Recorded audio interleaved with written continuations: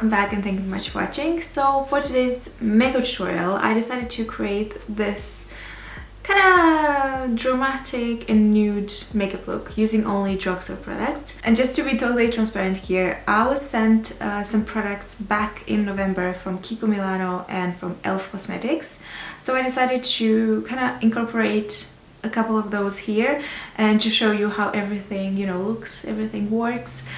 Some of these products I actually like already because, as I said, I received them back in November, but yeah, you will see everything in action. I hope you enjoy this makeup tutorial. This is like my kind of look 100%. I love it's like smoky lids and nude lips. So yeah, I hope you'll enjoy and let's get started.